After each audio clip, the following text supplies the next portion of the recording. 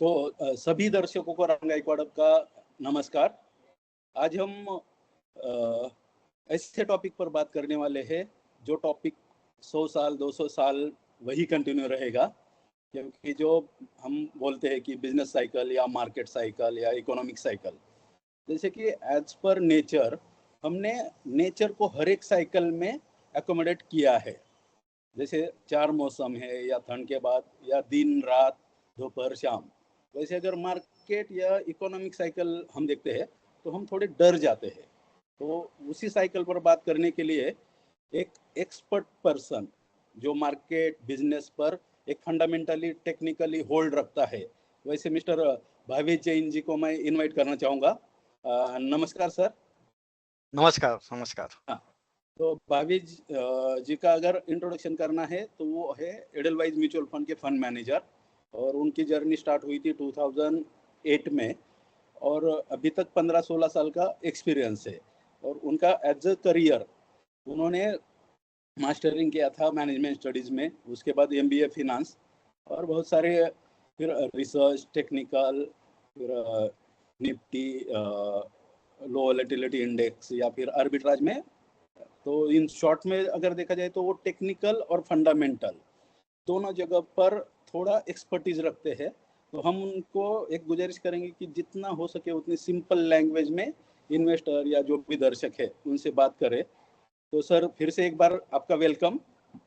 और जस्ट मैं आपको ये जानना चाहता हूँ आपसे कि आपने जब आपके करियर की शुरुआत की थी 2008 में, तब ग्लोबल फाइनेंशियल क्राइसिस या जीएफसी जिसे बोलते हैं वो आया था, और तब मार्केट गिरा था ऑलमोस्ट 50%। तो आपका करियर का स्टार्ट, मार्केट 50% डाउन, तब आपके दिमाग में क्या थॉट आए थे, इक्विटी मार्केट या स्टॉक मार्केट, और तब आपने इन्वेस्टर का बिहेवियर क्या देखा था? पहले तो धन्यवाद हमें ये मौका देने के लिए।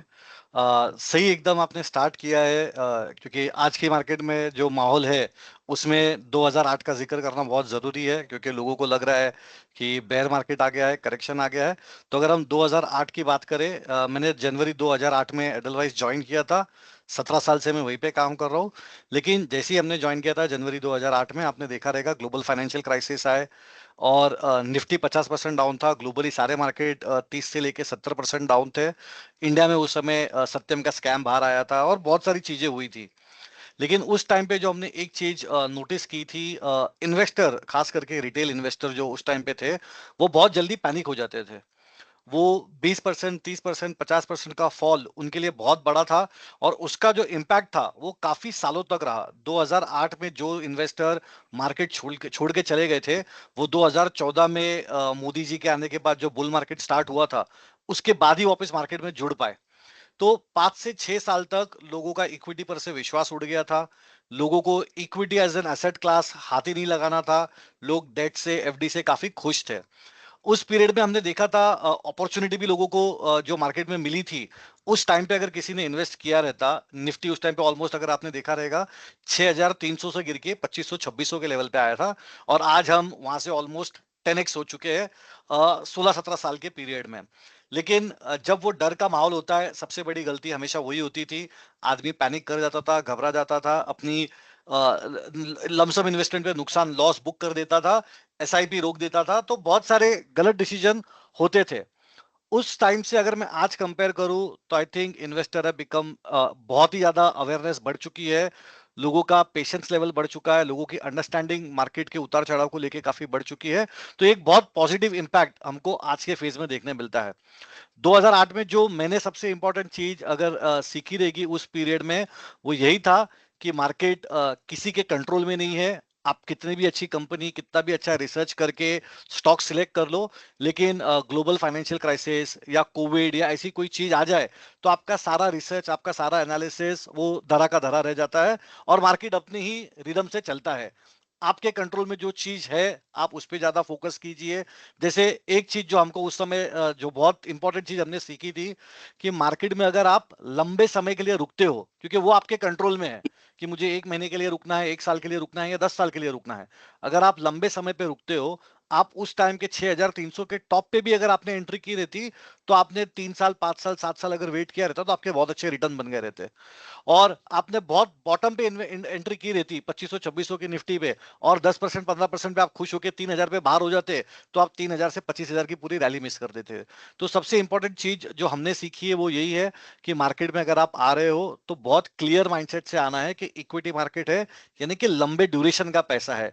यहाँ पे आप intraday trading, FnO trading, short term trading, leverage trading, इन चीजों के लिए नहीं आएंगे, तो ही आप सरवाइव कर पाओगे, तो ही आप लंबे समय के लिए टिक पाओगे। तो जैसे ही आप अपना होल्डिंग पीरियड बढ़ा देते हो, क्योंकि वो चीज आपके कंट्रोल में है, आपकी लॉस होने की प्रोबेबिलिटी काफी कम हो जाती है। तो ये एक बहुत इंपॉर्टेंट लेसन था जो हमने उस वक्त जो एक टफ टाइम था हमने वहां पे सीखा था। और आज पिछले 16-17 साल में हमको इसी का बहुत बड़ा फायदा हुआ है। दूसरी एक इंपॉर्टेंट चीज जो हमने उस टाइम पे सीखी थी वो थी एसेट एलोकेशन। आप कितना भी अच्छा इक्विटी मार्केट का व्यू बना लो, कितना भी अच्छा आपका इंटरेस्ट रेट पे व्यू होने दो, आप आपके सारे पैसे एक ही एसेट क्लास में कभी नहीं डालना चाहिए, क्योंकि मार्केट साइकिल के हिसाब से चलता है। ऐसा जरूरी नहीं है कि हर साल इक्विटी ही अच्छा करेगा, कभी इक्विटी अच्छा करता है, कभी डेट अच्छा करता है, कभी गोल्ड अच्छा करता है, कभी रियल एस्टेट अच्छा करता है। तो आपको आपके एसेट एलोकेशन का बहुत अच्छी तरीके से ध्यान रखना है, क्योंकि टफ पीरियड में जो आपको सबसे अच्छा प्रोटेक्शन देता है वो आपका एसेट एलोकेशन का कॉल रहता है। आपका स्टॉक सिलेक्शन कितना भी अच्छा रहने दो, आपका सेक्टर सिलेक्शन कितना भी अच्छा रहने दो, लेकिन खराब मार्केट में अच्छा स्टॉक और अच्छा सेक्टर भी अच्छी तरीके से गिर जाता है। तो उस टाइम पे आपको जो असली प्रोटेक्शन मिलता है वो एसेट एलोकेशन से मिलता है। तो इस चीज को लोग काफी कम इंपॉर्टेंस देते हैं। But again as I said, जैसे लोगों की अवेयरनेस बढ़ी है, लोगों का नॉलेज बढ़ा है, तो एसेट एलोकेशन की तरफ भी लोगों की काफी दिलचस्पी आई है, और बहुत सारे लोगों ने इस पे फोकस करना चालू किया है। बट अभी भी हमें ये लगता है कि आने वाले समय में आपको और ज्यादा जरूरत है एसेट एलोकेशन के ऊपर लोगों में जागरूकता फैलाने की, सो दैट उनके लिए भी ये टफ टाइम जो मार्केट के आते हैं वो इतने टफ नहीं होने चाहिए, इतने पेनफुल नहीं होने चाहिए कि वो 2 साल 3 साल 5 साल के लिए मार्केट से बाहर ही हो जाए। और नॉर्मली वही होता है कि आप एकदम बॉटम पे एकदम पैनिक करके बाहर जाते हो, और फिर नए तेजी में नए हाई पे आपकी एंट्री होती है।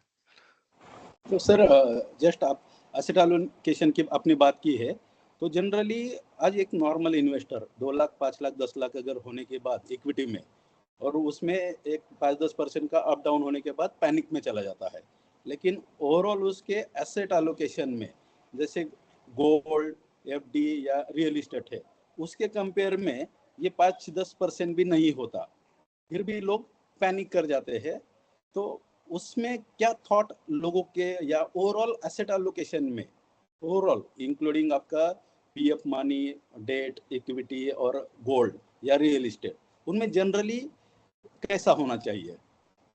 तो देखिए नॉर्मली इंडिया में अभी तो चीजें काफी सुधर गई है, लेकिन अगर हम लंबा ट्रेंड देखेंगे तो अभी भी इंडिया का ज्यादातर पैसा लोगों का रियल एस्टेट में होता है, बैंक की एफडी में होता है, बैंक में पड़ा हुआ रहता है, उनके प्रोविडेंट फंड वगैरह इनमें होता है। और इक्विटी भले उनको लगता है कि बहुत ज्यादा है, लेकिन अगर वो अपना प्योर बैलेंस शीट अपनी खुद की बनाएंगे तो उनको दिखाई देगा कि इक्विटी उनके ओवरऑल बैलेंस शीट का एक बहुत छोटा हिस्सा है। लेकिन जो चैलेंज है, इक्विटी का एनएवी जो हम पब्लिश करते हैं, इक्विटी का भाव हम डेली देखते हैं, तो हमको डेली का उतार चढ़ाव दिखता है। आप अपने घर का वैल्यूएशन डेली नहीं करते, आप बैंक में जाके आपके एफडी का बैलेंस डेली चेक नहीं करते, तो वो चीज आपको इतनी तकलीफ नहीं देती, आप उससे घबराते नहीं हो। लेकिन आप ये नहीं सोच रहे हो कि लॉन्ग टर्म में आपका एफडी का रिटर्न, बहुत जगह पे आपके रियल एस्टेट का रिटर्न आपके इन्फ्लेशन से भी कम होता है। तो इफेक्टिवली आपको लग रहा है कि आपने पैसे कमाए हैं, वहां पे पैसे सेफ है, लेकिन अगर आप इन्फ्लेशन एडजस्ट करके देखते हो तो आपका गोल्ड का रिटर्न, अगर मैं पिछले 6-8 महीने की तेजी छोड़ दूं, तो उसके पहले गोल्ड में भी आपके रिटर्न सिंगल डिजिट में थे। रियल एस्टेट में खास करके अगर हम मेट्रोज में देखें, बॉम्बे पूना इन जगह पे हम देखें, तो रियल एस्टेट में भी लोगों के रिटर्न अब डबल डिजिट में पहले जैसे नहीं आ रहे, जितना आज से 10 साल 15 साल पहले लोगों ने इजी मनी बनाया था वैसा पैसा नहीं बनता। डेट में आफ्टर टैक्स आपको पता ही होगा, रिटर्न अभी तो 5-6% भी आना बहुत डिफिकल्ट हो गया है। तो इन सब चीजों को अगर आप इक्विटी से कंपेयर करोगे, हम मानते हैं इक्विटी ज्यादा वोलेटाइल है, लेकिन अगर मैं 5 साल का व्यू लेके चलूं तो इक्विटी सबसे सेफ एसेट है, क्योंकि वही एक लौता एसेट है जो मुझे inflation adjusted positive return deliver करने की ताकत रखता है।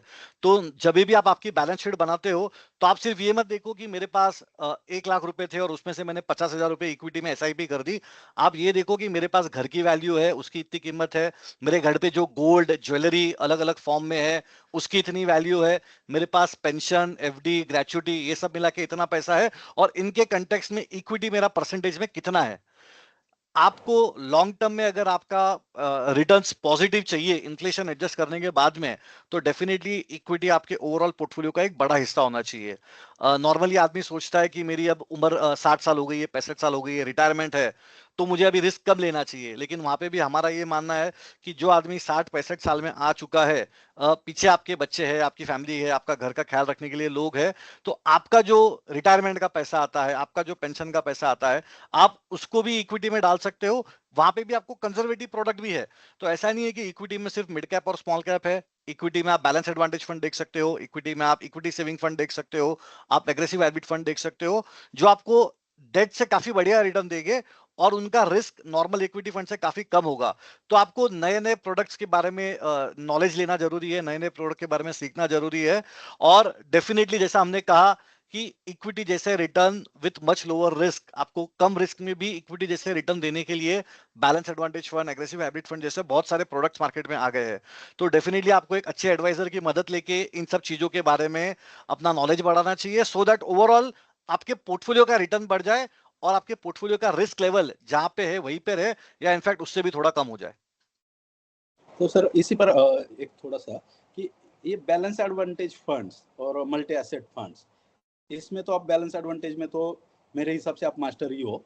अपनी इतने साल से successful balance advantage fund run किया है, तो इसका नॉर्मली वर्किंग कैसे होता है और चेंजेस कैसे करते हो आप, और आप इसमें माहिर कैसे बने हो? श्योर। तो अगर आप देखोगे, जैसे पहला पॉइंट आपने कहा बैलेंस एडवांटेज फंड और मल्टी एसेट फंड, तो दोनों ही फंड आज की तारीख में इक्वली इंपॉर्टेंट है। बैलेंस एडवांटेज फंड में आप एसेट एलोकेशन करते हो इक्विटी और डेट के बीच में, मल्टी एसेट फंड में आप एलोकेशन करते हो इक्विटी, डेट और कमोडिटी के बीच में। हमारे लिए, अगर मुझे आप पर्सनली पूछोगे, इंडिया में कमोडिटी में डाइवर्सिफिकेशन करना इतना जरूरी नहीं है, क्योंकि इंडियन को गोल्ड से वैसे भी बहुत प्यार है। अगर आप देखोगे हमारे घर में हर फेस्टिवल में, चाहे दिवाली हो, चाहे होली हो, चाहे रक्षाबंधन हो, या घर में किसी की शादी हो, तो और कुछ आए ना आए, गोल्ड तो घर पे आ ही जाता है। तो गोल्ड इंडियन बाय डिफॉल्ट वैसे भी इन्वेस्ट करते हैं, तो उनके लिए मल्टी एसेट से better option balance advantage fund होता है। लेकिन कोई चाहता है, किसी का गोल्ड पे और सिल्वर पे अगर बहुत पॉजिटिव व्यू है, तो डेफिनेटली मल्टी एसेट फंड भी देख सकता है। अब बैलेंस एडवांटेज फंड हो जिसमें हम लोग एक प्रोसेस ड्रिवन या फॉर्मूला ड्रिवन अप्रोच के साथ इक्विटी और डेट के बीच में आपका एसेट लोकेशन करते हैं, वो क्यों जरूरी है पहले ये समझना ज्यादा इंपॉर्टेंट है। नॉर्मली हर इंसान यही सोचता है कि ये तो मुझे आता है, इक्विटी में कब डालना है, डेट में कब डालना है, मैं मेरे हिसाब से कर लूंगा। लेकिन होता क्या है, आप आपके डे टू डे एक्टिविटी में बिजी रहते हो, आप आपके नॉर्मल बिजनेस में बिजी रहते हो, आप डेली बेसिस पे मार्केट ट्रैक नहीं कर सकते। और अगर आप मार्केट ट्रैक भी करोगे तो आप इमोशनल हो जाते हो कि नहीं, अब तो मार्केट बहुत खराब लग रहा है, लॉकडाउन लग गया, कोविड आ गया, अब इक्विटी मार्केट खराब हो जाएगा। आप जिस दिन लॉकडाउन लग गया आपने इक्विटी बेच दिया, उस दिन निफ्टी ने लोअर सर्किट मार के 7,600 का भाव टच किया, आज तक वो 7,600 का भाव नहीं आया। तो इमोशंस में आप हमेशा गलत डिसीजन लेते हो। इसलिए एज अ फंड मैनेजर हम लोग क्या करते हैं, ये जो डिसीजन मेकिंग है कि मुझे इक्विटी से डेट में कब जाना है, डेट में इक्विटी में कब जाना है, ये हम लोग नॉर्मली एक model driven, formula driven approach के साथ करते हैं। गुजराती में जैसे एक कहावत आपने सुनी रहेगी, भाव भगवान छे, यानी कि price is the ultimate decision maker. आप अगर अच्छी न्यूज या खराब न्यूज जो भी है, स्टॉक का प्राइस वो रिफ्लेक्ट कर देता है। तो हम लोग प्राइस बेस्ड मॉडल के थ्रू, जिसको हम मोमेंटम बेस्ड मॉडल या ट्रेंड बेस्ड मॉडल कहते हैं, उसके थ्रू डिसाइड करते हैं मार्केट के सिग्नल्स को देखते हुए कि इक्विटी मार्केट स्ट्रांग लग रहा है या वीक लग रहा है। इक्विटी मार्केट स्ट्रांग लग रहा है तो हम इक्विटी एलोकेशन बढ़ा देते हैं, इक्विटी मार्केट वीक लग रहा है तो हम इक्विटी एलोकेशन घटा देते हैं। तो एक बहुत सिंपल तरीके से हम लोग इसमें एसेट एलोकेशन करते हैं। लेकिन जैसा मैंने कहा, प्रोसेस सिंपल है, लेकिन प्रोसेस होना जरूरी है। ये डिसीजन आप भी ले सकते हो, मैं भी ले सकता हूँ, कोई नॉर्मल क्लाइंट भी ले सकता है। लेकिन एक, आपके पास टाइम नहीं होता, सेकंड, ऑपरेशनली आपके लिए दिक्कत होती है क्योंकि आप आज रिडेम्पशन करोगे, 2 दिन बाद रिडेम्पशन का पैसा आएगा, फिर आप सोचोगे नहीं रिडीम नहीं करता हूं, short term capital gain tax लग जाएगा, long term capital gain tax लग जाएगा। फिर आपको क्वेश्चन मार्क रहता है कि मैं डेट में जाऊं तो 1 साल के डेट में जाऊं या 10 साल के डेट में जाऊं, इक्विटी में जाऊं तो लार्ज कैप में जाऊं या मिड कैप में जाऊं या स्मॉल कैप में जाऊं। तो ये सारे क्वेश्चन जो है, इन सारे क्वेश्चन का आंसर एक सिंपल प्रोडक्ट में आपको मिल जाता है, जो है बैलेंस एडवांटेज फंड, जहां पे एक प्रोफेशनल फंड मैनेजर एक प्योर फॉर्मूला ड्रिवन अप्रोच के साथ आपके एसेट एलोकेशन का काम बहुत आसानी से सॉल्व कर देता है। तो डेफिनेटली हर क्लाइंट के पोर्टफोलियो में, चाहे वो रिटायर्ड क्लाइंट हो, चाहे वो फर्स्ट टाइम इन्वेस्टर हो, चाहे वो सीनियर सिटीजन हो, चाहे वो यंग इन्वेस्टर हो जो रिस्क लेना चाहता है, हर क्लाइंट के पोर्टफोलियो में आपको 15, 20, 25% कम से कम बैलेंस एडवांटेज फंड रखना चाहिए। जैसे इक्विटी का सबसे मेन काम है अपसाइड में आपको अच्छे रिटर्न देना, वो बैलेंस एडवांटेज फंड काफी अच्छी तरीके से करता है। उसके साथ में जो डेट का काम होता है, खराब टाइम में आपको प्रोटेक्शन देना, वो भी बैलेंस एडवांटेज फंड काफी अच्छी तरीके से करता है।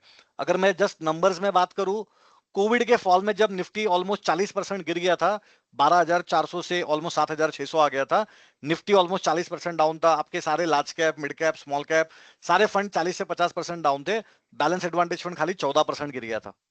तो आपका डाउनसाइड काफी अच्छी तरीके से प्रोटेक्ट किया। और फाइनली जब आप 2020 के पूरे रिटर्न देखते हो, पूरे साल के लिए निफ्टी 15% ऊपर था, बैलेंस एडवांटेज फंड 23% ऊपर था। यानी कि गिरते मार्केट में आपको प्रोटेक्शन भी दे दिया, बढ़ते मार्केट में आपको निफ्टी से बेटर रिटर्न भी दे दिए। तो ये पर्पस जो डुअल ऑब्जेक्टिव है, कि अपसाइड में रिटर्न्स भी कमा के देना है और डाउनसाइड में आपकी वोलेटिलिटी को भी प्रोटेक्ट करनी है, तो ये दोनों चीज एक बैलेंस एडवांटेज फंड काफी अच्छी तरीके से सॉल्व करता है।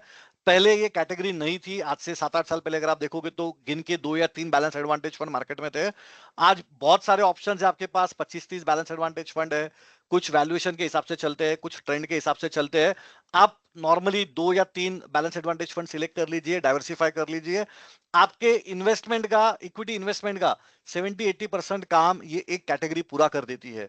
तो डेफिनेटली इस कैटेगरी के बारे में लोगों को और ज्यादा समझने की जरूरत है और अपने पोर्टफोलियो में इसमें बहुत ज्यादा एलोकेशन देने की जरूरत है। ओके, तो आप ये ट्रेंड बेस्ड मॉडल का जस्ट आपने जिक्र किया, तो ट्रेंड बेस्ड मॉडल क्या होता है और वो क्लाइंट के लिए क्यों इम्पोर्टेंट है या इन्वेस्टर के लिए कितना महत्वपूर्ण है? यस, तो अगर आपने देखा रहेगा, जैसे आपने इंट्रोडक्शन में स्टार्ट में कहा था कि मार्केट साइकिल में चलता है, तो साइकिल के भी अलग अलग डेफिनेशन होते हैं। एक साइकिल जो हम मार्केट में नॉर्मली देखते हैं वो है bull market and bear market, और उसके बाद में कंसोलिडेशन। मार्केट हमेशा तेजी में नहीं रहेगा, मार्केट हमेशा मंदी में नहीं रहेगा, वो साइकिल चलते रहेगी। तो उस साइकिल को हम दूसरे वर्ड में बोलते हैं ट्रेंड। चाहे मार्केट में बुलिश ट्रेंड हो या चाहे मार्केट में बेरिश ट्रेंड हो, आपको ऐसा मॉडल चाहिए जो दोनों ही ट्रेंड में आपकी हेल्प करे। इंडिया का मार्केट अगर आप ग्लोबल कंटेक्स्ट में देखोगे, तो भले हम एक $4 ट्रिलियन या $5 ट्रिलियन की इकोनॉमी बनने वाले हैं, लेकिन ग्लोबल कंटेक्स्ट में हम अभी भी एक मिड कैप स्टॉक है, हम अभी तक एक लार्ज कैप स्टॉक नहीं हुए। यानी कि हम अभी भी एक इमर्जिंग कंट्री है, हम एक डेवलपिंग कंट्री है, हम अभी तक डेवलप्ड कंट्री नहीं हुए। यानी कि एक मिड कैप स्टॉक की तरह हमारे रिटर्न्स भी हमेशा हाई रिस्क हाई रिटर्न की तरह रहेंगे। या तो हमारे यहाँ पे तेजी होगी तो बहुत बड़ी तेजी होगी, और मंदी होगी तो जैसा भी हम देख रहे हैं 15% 20% का फॉल मार्केट में आते रहेगा। हर 3-4 साल में आप ऐसा 20-30% का फॉल देखते रहोगे।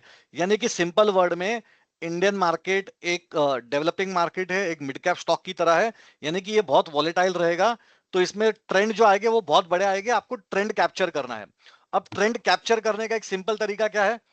निफ्टी अपने डेली मूविंग एवरेज से कितना ऊपर या कितना नीचे है।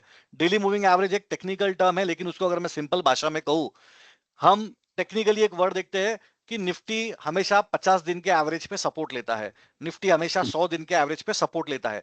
टेक्निकल वर्ड क्या होता है? 50 DMA 50 day moving average, 100 DMA 100 day moving average. सुनने में थोड़ा कॉम्प्लेक्स है, सिंपल कैलकुलेशन क्या होता है? निफ्टी की डेली क्लोजिंग आती है, पिछले 50 दिन की क्लोजिंग ले लो, उसका एवरेज निकालो, ये हो गया आपका 50 दिन का एवरेज। तो निफ्टी अगर अपने 50 दिन के एवरेज के ऊपर है, यानी कि निफ्टी का ट्रेंड अभी भी पॉजिटिव है, मार्केट अभी भी स्ट्रेंथ बता रहा है, आपको इक्विटी लॉन्ग करना चाहिए। निफ्टी अगर अपने 50 दिन के एवरेज के नीचे है, यानी कि सेलिंग का प्रेशर ज्यादा है, मार्केट में कोई एग्रेसिवली बेच रहा है, मार्केट वीकनेस बता रहा है, आपको मार्केट से थोड़ा दूर रहना चाहिए। तो ये बहुत सिंपल तरीका होता है ट्रेंड देखने का। तो हमारे यहाँ पे जैसे हम बैलेंस एडवांटेज फंड देखेंगे तो 2 तरीके के बैलेंस एडवांटेज फंड चलते हैं। एक वैल्यूएशन बेस्ड, जो इक्विटी में कोई भी काम कर रहा है उसको पता होगा वैल्यूएशन क्या होता है, प्राइस टू अर्निंग अगर 25 है, 30 है, 40 है, यानी कि वो स्टॉक या वो मार्केट महंगा है, आपको इक्विटी कम कर देना चाहिए। और अगर price to earning, price to book बहुत सस्ता है, जैसे पी मल्टीपल 12 चल रहा है, 10 चल रहा है, 8 चल रहा है, तो ये बहुत सस्ता है, तो आपको इक्विटी बढ़ा देना चाहिए। तो ये सबको पता है कि जो चीज सस्ती है वो खरीदनी है, जो चीज महंगी है वो बेचनी है। लेकिन ये इंडिया में, जैसे मैंने कहा, मार्केट फेयर वैल्यू पे बहुत कम ट्रेड करता है। या तो हम ओवरबॉट होते हैं या तो हम ओवर सोल्ड होते हैं। तो ऐसे टाइम पे आपको फेयर वैल्यूएशन ज्यादा देर के लिए मिलता नहीं है। उसके कंटेक्स्ट में हम लोग क्या देखते हैं, दूसरा तरीका क्या है मार्केट देखने का, मार्केट का ट्रेंड। अगर निफ्टी अपने 50 दिन के एवरेज के ऊपर है, निफ्टी अपने 100 दिन के एवरेज के ऊपर है, तो जब तक 50 दिन के एवरेज के ऊपर है मैं तेजी करूंगा, मैं इक्विटी पे लॉन्ग रहूंगा। जब जैसे ही निफ्टी अपने 50 दिन और 100 दिन का एवरेज तोड़ देगा, मैं अपना इक्विटी एलोकेशन घटा दूंगा। और जब तक वापस वो 50 दिन के एवरेज के ऊपर नहीं जाता, मैं इक्विटी बढ़ाऊंगा नहीं। तो ये दूसरा तरीका होता है मार्केट में अपना एलोकेशन करने का। इसका फायदा क्या होता है, निफ्टी अपने 50 दिन के एवरेज के ऊपर गया था जब निफ्टी 18,000 था, और 18,000 से लेके 26,000 तक निफ्टी अपने 50 दिन के एवरेज के ऊपर ही रहा। तो आपने 18,000 से 26,000 पूरी रैली पार्टिसिपेट कर ली। पूरे 18,000 से 26,000 में मार्केट 21,000 से महंगा था, 22,000 से महंगा था, 23,000 से महंगा था। अगर आप सिर्फ वैल्यूएशन देखते तो आप 21,000 22,000 में मार्केट से बाहर हो जाते, क्योंकि आपने मार्केट का ट्रेंड देखा। निफ्टी पूरे टाइम 50 दिन के एवरेज के ऊपर रहा, आपने 18,000 से 26,000 की पूरी रैली कैप्चर की। अब ना आपने टॉप पकड़ा 26,000 का, ना वैल्यूएशन वाले ने टॉप पकड़ा 26,000 का। आप में और उनमें अंतर किधर है, वो 21,000 पे बाहर हो गए ये बोल के कि मार्केट महंगा है, और 21 से लेके 26 तक पूरा मिस हो गया। आपके केस में आप भी 26 पे बाहर नहीं हुए, लेकिन जैसे ही निफ्टी 26,000 से गिर के 25,000 आया, 24,500 आया, वो अपने 50 दिन के एवरेज के नीचे चला गया। जैसे 50 दिन के एवरेज के नीचे चला गया, 24,500 पे आप मार्केट से बाहर हो गए। तो 26,000 का टॉप ना मैंने पकड़ा ना वैल्यूएशन वालों ने पकड़ा, लेकिन एक 21,000 से बाहर है और हम 24,500 से मार्केट से बाहर है। तो ये फर्क है, हमने उनसे 3,000 3,500 पॉइंट की रैली ज्यादा कैप्चर की। तो दोनों ही तरीकों के अपने एडवांटेज अपने डिसएडवांटेज है। लेकिन अगर आप इंडियन मार्केट के कंटेक्स्ट में देखोगे, ज्यादातर टाइम हमारा मार्केट ट्रेंडिंग रहता है, और इसीलिए trend based asset allocation model की राइट होने की प्रोबेबिलिटी ज्यादा है। तो इसलिए आप नॉर्मली, हमने जैसे स्टार्टिंग में कहा, आप 2-3 फंड में डाइवर्सिफाई कर लो, क्योंकि कब ट्रेंड चलेगा कब वैल्यू चलेगा आपको पता नहीं। अगर आपको एक सिलेक्ट करना है तो डेफिनेटली ट्रेंड की राइट होने की प्रोबेबिलिटी 70% होती है, वैल्यू के राइट होने की प्रोबेबिलिटी 30% होती है। 100 ना ट्रेंड की है ना वैल्यू की है। तो एक सिलेक्ट करना है तो 70-30 का रेशियो मेरे फेवर में आता है। लेकिन नॉर्मली हम क्या कहते हैं, आप डाइवर्सिफाई करो, क्योंकि आपको सारे पैसे एक फंड में डालने की जरूरत नहीं है। अगर आप डाइवर्सिफाई भी कर रहे हो, एक वैल्यू वाला फंड लो, एक ट्रेंड वाला फंड लो। 25 बैलेंस एडवांटेज फंड है, उसमें से 22 के 23 वैल्यू पे चल रहे हैं। आप कोई भी एक वहां से सिलेक्ट कर लो, मुश्किल से एक या दो फंड ट्रेंड पे है, तो ऑटोमेटिकली एडलवाइस आपकी एक नेचुरल चॉइस वहां पे बन जाती है। सर, फिर से हम पहले इसमें आ जाते हैं कि जैसे कोई भी इकोनॉमी में फर्स्ट इकोनॉमिक साइकिल आ जाता है, उसके बाद मार्केट साइकिल आ जाता है, और उसके साथ बिजनेस साइकिल आ जाता है। तो ये जनरली इक्विटी मार्केट या डेट मार्केट या इंटरेस्ट रेट, हर एक का एक साइकिल होता है। हर एक एसेट क्लास का, हर एक इसका। तो उसमें बहुत सारे रीजन ग्लोबल होंगे, इंटरनल होंगे, गवर्नमेंट होंगे, प्राइवेट होंगे, या एक सोशल होंगे। तो ये जितने भी साइकिल आते हैं, तो उसमें इन्वेस्टर का क्या रोल होना चाहिए, और एज अ फंड मैनेजर आपकी क्या जिम्मेदारी होती है, और आप वो ट्रेंड को समझने के लिए कौन से पॉइंटर देखते हो, और उस पर एक्शन क्या लेते हो? यस, सबसे इंपॉर्टेंट यही चीज है कि जैसे मैंने कहा, मार्केट किसी के कंट्रोल में नहीं है। बहुत सारे फैक्टर्स डोमेस्टिक होते हैं, बहुत सारे फैक्टर ग्लोबल होते हैं। कुछ पॉलिटिक्स से रिलेटेड होते हैं, कुछ इकोनॉमिक्स से रिलेटेड होते हैं, कोई जियो पॉलिटिकल सिचुएशन से बदलते हैं। कहीं पे क्रूड का प्राइस इंपैक्ट करता है, कहीं पे इंटरेस्ट रेट इंपैक्ट करता है। तो इकोनॉमी अपनी एक साइकिल के थ्रू जाती है। हर इकोनॉमी कभी रिसेशन में जाती है, कभी यूफोरिया में जाती है जहाँ पे ग्रोथ अब सब्सटेंशियल हो जाता है, अब नॉर्मल हो जाता है। फिर रिकवरी फेज में जाती है जहां पे स्लोली एंड ग्रेजुअली आप एक मुश्किल की घड़ी से बाहर निकलते हो। तो ये साइकिल घूमते रहती है, और अकॉर्डिंग टू इस साइकिल के ही अगर आप देखोगे, आपके इक्विटी मार्केट का परफॉर्मेंस हो गया, आपके इंडिविजुअल सेक्टर का परफॉर्मेंस हो गया, और आपके with in that sector stocks का परफॉर्मेंस हो गया, ये भी काफी डिविएट करता है। इसीलिए हमने स्टार्टिंग में कहा था, आपको ओवरऑल अगर लंबे समय के लिए मार्केट में टिके रहना है, बने रहना है, और आप लक के भरोसे नहीं चलना चाहते हो, आप सिस्टम के थ्रू चलना चाहते हो, तो आपको इन सब चीजों का सोल्यूशन एक ही चीज में मिलता है, वो है एसेट एलोकेशन। अगर आपका एसेट एलोकेशन ठीक है, आपने इक्विटी, डेट, बाकी चीजों में पैसा ठीक तरीके से स्प्रेड करके लगाया हुआ है, तो ये जो इकोनॉमिक साइकिल है, ये बिजनेस साइकिल है, जहाँ पे कहीं पे कभी रिसेशन आता है, कभी डिप्रेशन होता है, कभी स्लो रिकवरी होती है, कभी फास्ट रिकवरी होती है, कभी यूफोरिया आ जाता है। तो इन सब फेजेस को आपको बहुत आसानी से अगर नेविगेट करना है, आपको ये मुश्किल की घड़ी में कम से कम इम्पैक्ट में अगर बाहर निकलना है, तो आपको एसेट लोकेशन पे ध्यान देना चाहिए। सबसे इंपॉर्टेंट 2 या 3 चीज अगर मैं कहूंगा, एक, इक्विटी में अगर आप पैसा डाल रहे हो तो आप कम से कम 5 साल 7 साल का व्यू लेके चलो, क्योंकि हो सकता है आपके 4 साल के रिटर्न भी नेगेटिव हो और 5वें साल में पूरे 5 साल के रिटर्न एक साथ बन जाए। अगर आप 4 साल में पेशेंस खो दोगे तो आप 5वें साल में वो अच्छा साल देख ही नहीं पाओगे। तो सबसे पहला तो ड्यूरेशन काफी क्लियर होना चाहिए। सेकेंड, आपको कभी भी लेवरेज नहीं करना चाहिए। ये नहीं सोचना चाहिए कि ये स्टॉक तो डेफिनेटली डबल होने वाला है, ट्रिपल होने वाला है, किसी से उधार ले लेता हूँ, किसी से घर गिरवी रख के पैसा ले लेता हूँ, किसी के पास गोल्ड रख के पैसा ले लेता हूँ और इस स्टॉक में डाल देता हूँ, ये डबल ट्रिपल चौबल हो जाएगा तो मेरा घर का लोन भी निकल जाएगा, मेरा गोल्ड भी छूट जाएगा, सब हो जाएगा। वो कभी नहीं करना चाहिए। लेवरेज एक सिंगल सबसे बड़ा रीजन है इक्विटी मार्केट में शॉर्ट शॉर्ट नुकसान करने का। तीसरा, लेवरेज का ही एक फॉर्म होता है डेरिवेटिव, जिसको हम एफएनओ ट्रेडिंग कहते हैं। आज की तारीख में खास करके मैं यंग जनरेशन से कहूंगा, उनको लगता है कि इक्विटी मार्केट में पैसा कमाना बहुत इजी है, आप कॉल बेच दो, पुट बेच दो, फ्यूचर ले लो, आपके पैसे बनते ही बनते हैं, क्योंकि आपके बाजू वाले ने बना लिए, आपके कलीग ने बना लिए, आपके दोस्त ने बना लिए और उन्होंने आके आपके साथ स्टोरी शेयर की। या आज के सोशल मीडिया के जमाने में आपने इंस्टाग्राम पे किसी का पोस्ट देख लिया, या आपने ट्विटर पे किसी का पोस्ट देख लिया और आपने उसके बेसिस पे डिसीजन ले लिया कि ये तो सबसे इजी स्ट्रेटेजी है, मैं क्यों म्यूचुअल फंड में पैसा डालूं जहां पे मुझे CAGR 12 से 15% ही मिलने वाला है, यहाँ पे तो मुझे महीने के 15% मिल रहे हैं। आप अब जाके लास्ट 2 महीने के मार्केट के हाल के बाद जाके अपने उन फ्रेंड से बात कीजिए, उन रिलेटिव से बात कीजिए, आपको पता चलेगा कि बहुत सारे लोगों ने जो इतने साल में कमाया था वो तो गया ही गया, जो उनके जेब का पैसा था वो भी चला गया रहेगा।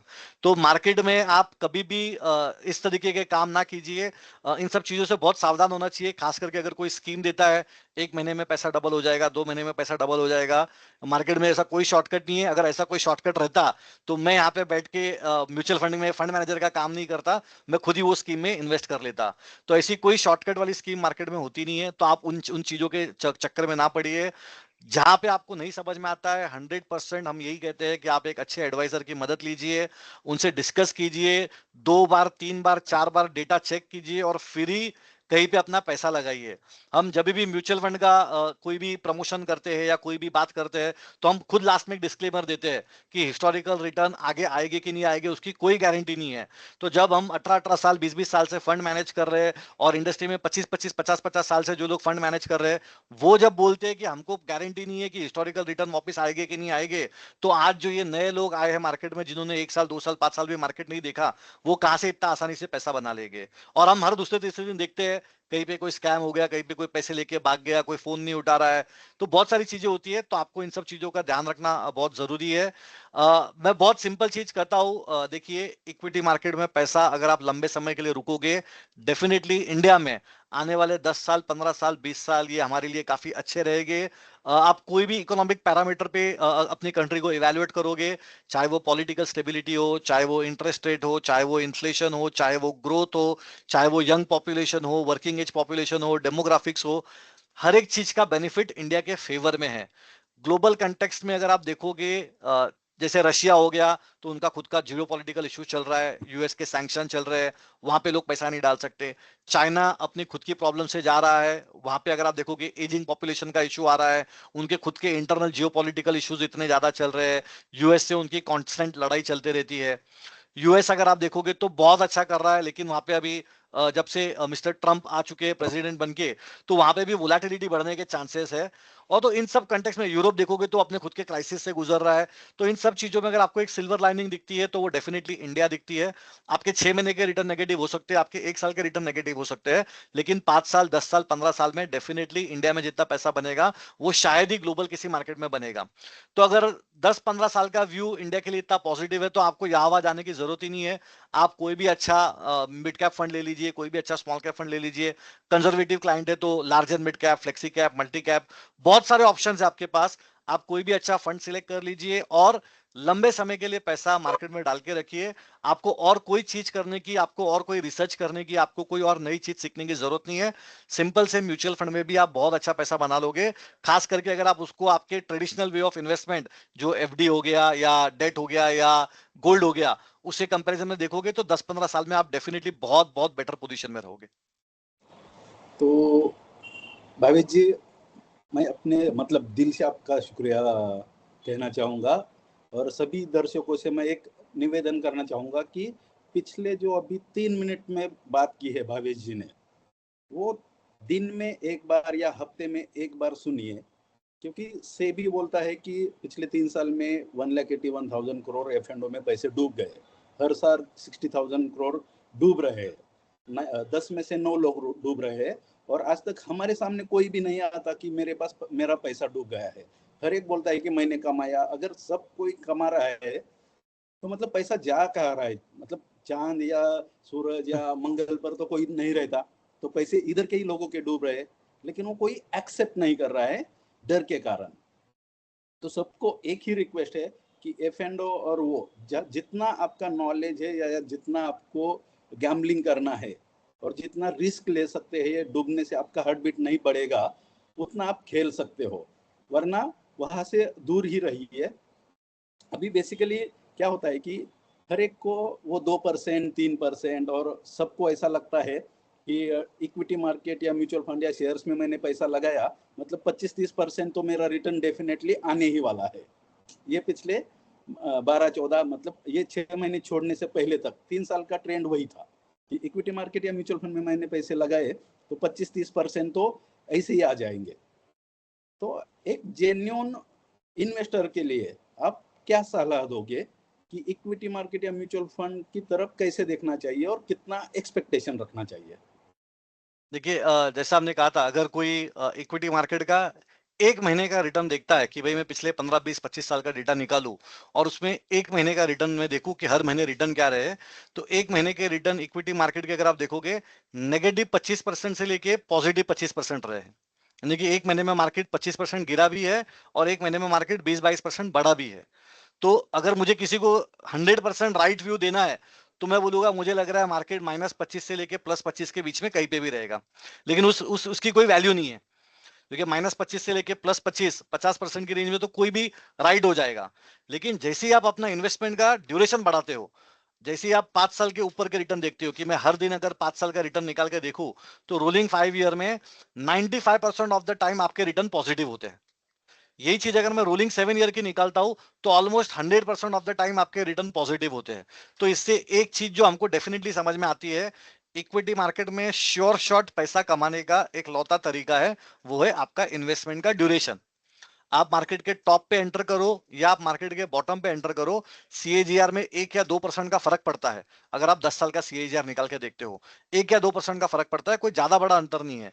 लेकिन अगर आप सोचोगे कि मैं नहीं, अभी एकदम बॉटम बन गया मैं अभी डालूंगा और अभी एकदम टॉप बन गया मैं अभी निकालूंगा, इक्विटी मार्केट में अगर आप टाइमिंग करने की कोशिश करते हो कि मैं एंट्री और एग्जिट अपने हिसाब से डिसाइड करूंगा, तो आपके सीएजीआर रिटर्न हमेशा ही मार्केट से खराब रहेंगे। तो एक बहुत अच्छा और सिंपल तरीका इक्विटी मार्केट में, जो लोग टिप्स की बात करते हैं कि कोई टिप्स दे दो, कोई आइडिया दे दो, तो हमारा एक ही टिप होती है, एक ही श्योर शॉट विनिंग फॉर्मूला होता है, आप अपना इन्वेस्टमेंट ड्यूरेशन बढ़ा दो। इक्विटी मार्केट में इंडिया में ऐसा कभी नहीं हुआ रहेगा कि आपने 7 साल या उससे ज्यादा पैसे रखे और आपके पैसे नेगेटिव गए हो। आज तक नहीं हुआ है। तो उस कंटेक्स्ट में हम लोग यही कहते हैं कि जो चीज हमारे कंट्रोल में है आप उस पर फोकस करो। ट्रंप की पॉलिसी क्या होगी, आरबीआई रेट कट करेगा या नहीं करेगा, चाइना और यूएस की लड़ाई होगी क्या नहीं होगी, इंडिया पाकिस्तान के बॉर्डर पे क्या होगा, ये ना आपके कंट्रोल में है ना मेरे कंट्रोल में है। ना आपका आपका व्यू इसको कुछ चेंज कर सकता है, ना मेरा व्यू या मेरा ओपिनियन इन चीजों को चेंज कर सकता है। तो ये चीज हमारे कंट्रोल में नहीं है। बारिश अच्छी होगी कि नहीं होगी हमारे कंट्रोल में नहीं है। इन्फ्लेशन बढ़ेगा या घटेगा हमारे कंट्रोल में नहीं है। हमारे कंट्रोल में खाली दो ही चीज है, एक, मुझे पैसा किस में डालना है यानी कि एसेट एलोकेशन, दूसरा मुझे पैसा कितने समय के लिए डालना है यानी कि मेरा इन्वेस्टमेंट ड्यूरेशन। ये दोनों चीज अगर मेरी राइट है, तो बाकी पूरी दुनिया कुछ भी कर ले, मेरा पैसा कभी नहीं जाएगा, मेरा नुकसान कभी नहीं होगा। तो ये दो चीजों पे आप फोकस कीजिए, क्योंकि ये आपके कंट्रोल में है। आप आपका बिहेवियर कंट्रोल कर सकते हो, आप ट्रंप का बिहेवियर, आप मोदी जी का बिहेवियर आप ये चेंज नहीं कर सकते हो, लेकिन आप आपका ड्यूरेशन, आपका एसेट एलोकेशन आप डिसाइड कर सकते हो। तो इन दो चीजों पे ज्यादा फोकस कीजिए। होता क्या है, नॉर्मली लोग ग्लोबल चीजों पे ज्यादा फोकस करते हैं और अपने हाथ में जो कंट्रोल में उस पर फोकस नहीं करते। डिमोनेटाइजेशन हुआ तो सब डिमोनेटाइजेशन सीखने में लग गए क्या होता है। अभी यूक्रेन रशिया की लड़ाई हो गई तो सब यूक्रेन रशिया के बारे में जानने लग गए कि ये क्या होता है। अब ट्रम्प जीत के आगे तो लोग यूएस के इलेक्शन का प्रोसेस समझने में लग रहे हैं कि ये इलेक्शन कैसे होता है। लेकिन ये सब चीजें नॉलेज के लिए बहुत अच्छा है, किधर पे सोशल गैदरिंग में जाके बात करने के लिए बहुत अच्छा है कि डिस्कशन हो रहा है तो आप भी 2 पॉइंट 2 कमेंट आपके दे सकते हो, उसके लिए अच्छा है। लेकिन आपके पोर्टफोलियो में इनके हिसाब से अगर आप चेंजेस करने लग जाओ तो आपके लिए बहुत नुकसान वाली चीज है। तो सुनने के लिए जो चीज अच्छी है उसको सुनना चाहिए, बोलने के लिए जो चीज है उसको बोलना चाहिए, लेकिन करने के लिए जो अच्छी चीज है वो दो ही है, एक एसेट एलोकेशन, दूसरा इन्वेस्टमेंट ड्यूरेशन। तो ये दोनों को, इन सब चीजों से इन्फ्लुएंस मत होने दीजिए। ओके सर, अभी हम थोड़ा सा एंड की तरफ जा रहे हैं। तो जैसे बिजनेस साइकिल या मार्केट साइकिल, उसके लिए अभी इंडस्ट्री में पिछले 2-3 साल से एक बिजनेस साइकिल फंड्स का एक ट्रेंड आ रहा है, जिसमें कि आप भी वो मैनेज कर रहे हो बिजनेस साइकिल फंड्स। तो उसका वर्किंग कैसे होता है और उसमें आप कैसे मैनेज करते हो?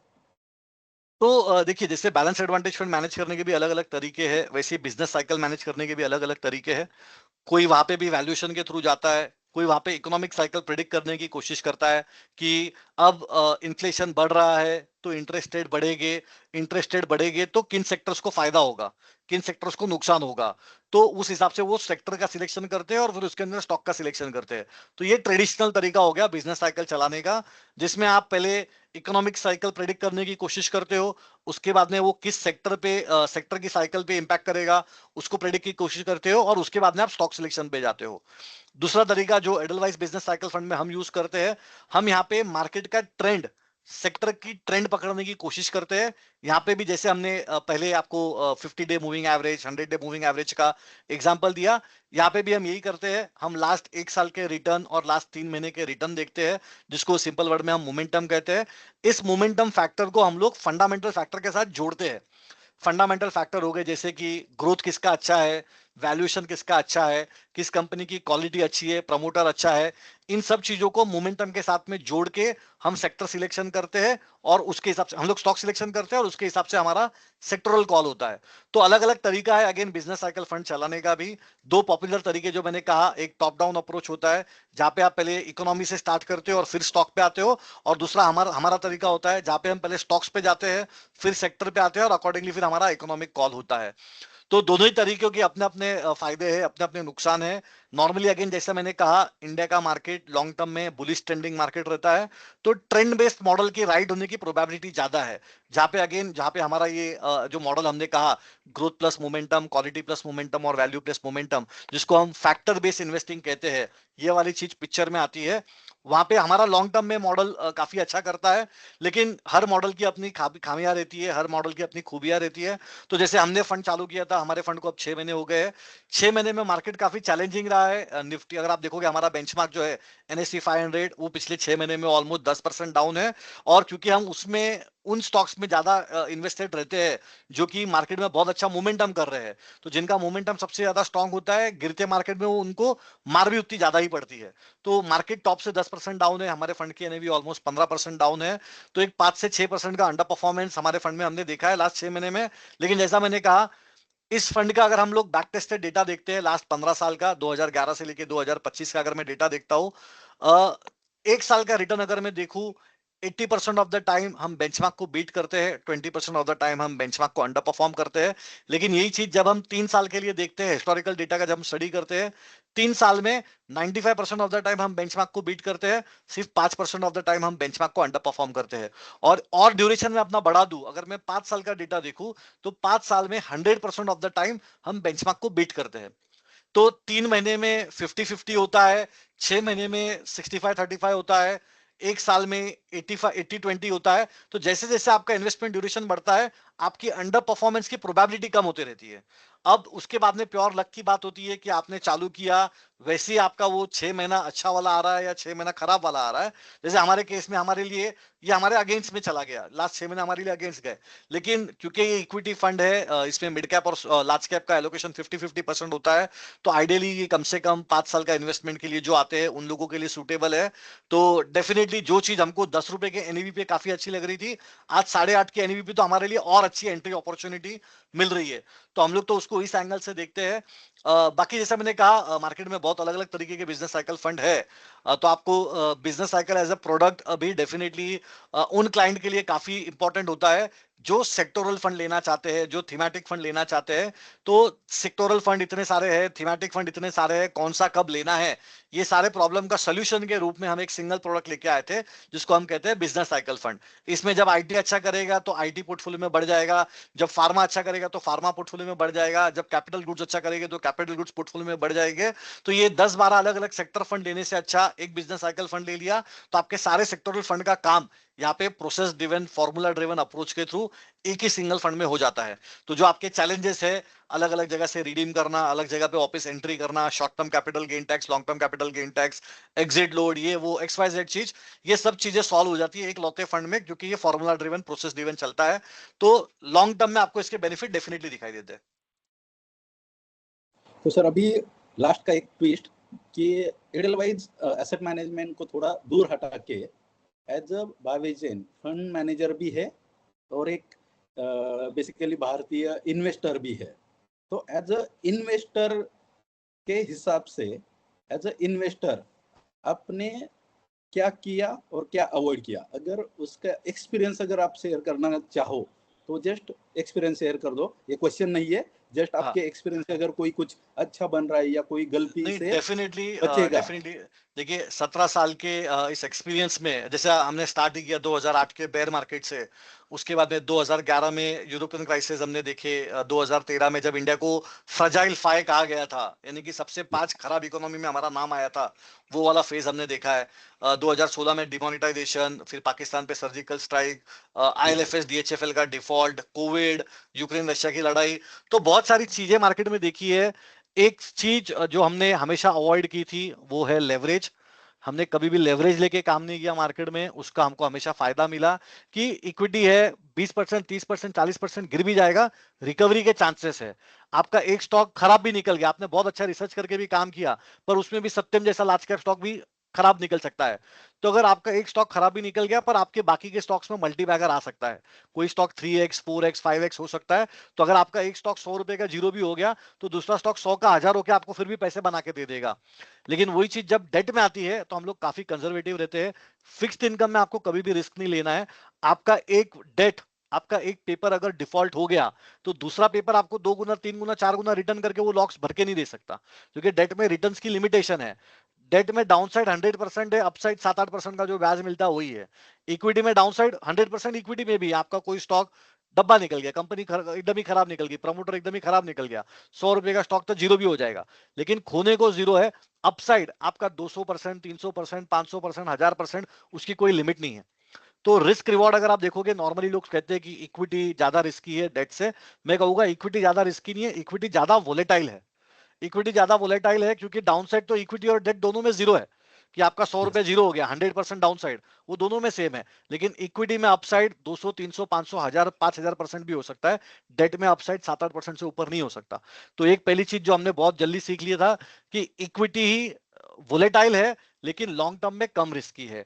डेट वोलेटाइल कम है, लेकिन लॉन्ग टर्म में ज्यादा रिस्की है, क्योंकि आपका इन्फ्लेशन एडजस्टेड रिटर्न भी नेगेटिव रहता है, और 5-5, 7-7 साल तक नेगेटिव रह सकता है, खास करके आज के टैक्स एनवायरनमेंट में तो डेफिनेटली नेगेटिव रहता है। तो आपको वो चीज ध्यान रखनी है। हमने जो हमारे लिए मेरे जो 17 साल का एक्सपीरियंस रहा है, उसमें मुझे म्यूचुअल फंड से बेटर कोई प्रोडक्ट नहीं लगा। भले मैं बायस्ड हूं कि मैं म्यूचुअल फंड का फंड मैनेजर हूं, लेकिन मैंने मेरा career as a mutual fund fund manager start नहीं किया था। मैंने प्रॉप ट्रेडर के through as a career start किया था। 2008 में जब मैंने एडलवाइस ज्वाइन किया था, मैं हेज फंड के लिए ट्रेडिंग करता था। प्रॉप ट्रेडिंग यानी कि आप कंपनी के पैसे से फंड मैनेज कर रहे हो, जो भी प्रॉफिट आएगा कंपनी को मिलेगा, आपको उसमें से आपका बोनस मिलेगा। तो मैंने start as a mutual fund नहीं किया था, एज अ ट्रेडर स्टार्ट किया था। लेकिन वो ट्रेडिंग के 3 साल और लास्ट 13-14 साल से म्यूचुअल फंड का एक्सपीरियंस जब मैं देखता हूं, तो मेरा मानना है कि इंडिया की पॉपुलेशन को देखते हुए 100 में से 95 लोगों के लिए सिर्फ म्यूचुअल फंड बहुत हो गया, उनको म्यूचुअल फंड से बाहर जाने की जरूरत नहीं है। 5% लोग ही इंडिया में ऐसे रह गए जिनको PMS, AIF, venture fund, private equity fund, foreign fund, offshore fund, इन सब चीजों की जरूरत है। 95% लोगों की रिक्वायरमेंट, 95% लोगों की चीजें, नीड्स जो है वो ये एक mutual fund as a category से ही पूरी हो जाएगी। तो आपको बाकी सब चीजें सीखना है, डेफिनेटली सीखिए, सीखने पे कभी रोक नहीं लगानी चाहिए, लेकिन एज एन इन्वेस्टमेंट आपकी नीड 95% आपकी लाइफ की जो नीड्स है, आपकी जो इन्वेस्टमेंट की जो प्रॉब्लम्स है, वो एक कैटेगरी सॉल्व कर देती है, वो म्यूचुअल फंड है। तो आपको बाकी सब चीजें नहीं भी आती है, या आप सोचोगे कि नहीं पीएमएस या एआईएफ के लिए तो मुझे 25 लाख रुपया चाहिए, 1 करोड़ चाहिए, तो आप म्यूचुअल फंड में आ जाओ। 500 रुपए से, 100 रुपए से, 250 रुपए से आपका काम स्टार्ट होता है, और धीरे धीरे करके कब आपका एक अच्छा वेल्थ क्रिएशन हो जाएगा आपको पता भी नहीं चलेगा। तो आई थिंक जो हम लोग बोलते हैं ना 8th wonder of the world, तो 8th और 9th दो ही चीज हमको लगती है, एक कंपाउंडिंग और दूसरा एसआईपी। तो ये दोनों चीजें भी अगर लोग सीख गए और समझ गए तो आई थिंक उनके इन्वेस्टमेंट का पूरा काम खत्म हो गया, उनको इसके अलावा और सोचने की जरूरत नहीं है। सो दिले जान से शुक्रिया और थैंक यू भावेश जी। अभी इस अपने मिलन के लिए जो निशान ने हेल्प की, निशान तो यस सर। तो निशान को अगर कुछ शेयर करना है तो शेयर करें, लेकिन मेरे इन्वेस्टर के लिए और सभी दर्शकों के लिए आपसे जो नॉलेज मिला है या कॉन्फिडेंस मिला है वो रियली ग्रेट है, और उससे मुझे लगता है कि बहुत सारे इन्वेस्टर के या दर्शकों के बहुत सारे क्वेश्चन भी सॉल्व हो जाएंगे। तो थैंक यू। और thank you, thank you, thank you Bhavesh ji. कुछ मैंने नंबर्स निकाले हैं सर के लिए, जो आई थिंक ये आज मार्केट में जो कर रहे हैं और इतने शिद्दत से काम करते हैं, आई थिंक कुछ नंबर्स है जो इनके लिए हाईलाइट करना जरूरी है। सर आज की तारीख में 450 करोड़ से ज्यादा का ईवीएम मैनेज कर रहे हैं। दूसरा अगर मैं देखूँ तो 2.5 करोड़ के ऊपर की एसआईपी बुक है सर की। अगर आप इन्वेस्टर बेस की बात करते हैं तो 3000 प्लस का इन्वेस्टर बेस है। इंटरेस्टिंग फैक्ट इन्वेस्टर बेस में यह है कि 12 कंट्रीज तक इनके इन्वेस्टर्स स्प्रेड है। दूसरा पूना की अगर बात करें तो पूना में पिंपरी चिंचवड़ और पीएमसी ऐसा कोई पिन कोड नहीं होगा जहां पे इनका इन्वेस्टर नहीं है। So I think this is again a remarkable achievement, reaching out to investor and then helping them to solve their financial problems. This is one of the best thing. एक आखिरी figure बताऊंगा which is very eye opening. Out of 3000 investors 100 families are about 1 CR in from the investments that he has started in. तो इनका M है कि we should actually add number of families to become 1 CR and then the financial leverage should happen from there. So with these are the few points that I wanted to highlight too, sir. And sir, keep doing the great work. We are there to support you. आगे भी आपको कोई भी fund related, market related कुछ support लगता है तो please reach out to us. We are more than happy to do such kind of events. Definitely. Thank you Bhavesh ji. और निशान, आरजीएफएस का एक मेन पर्पज ये है, या मेन जो उद्देश्य बोलते हैं ना, वो ये है कि मैक्सिमम लोगों को फिनेंशियली एजुकेट करे, उनकी कम से कम गलतियां हो, चाहे सिर्फ इन्वेस्टर को ये भी पता चला कि क्या नहीं करना चाहिए, तो जो बचेगा वो होगा सिर्फ क्या करना है, तो भी पैसा अच्छा बन जाएगा, और मैक्सिमम लोगों को फिनेंशियली फ्री करना है। यही सिर्फ फर्स्ट गोल है एंड लास्ट गोल है आरजीएफएस का। तो थैंक यू, अब दोनों का भी thank you, take Thank you, care, sir. Bye.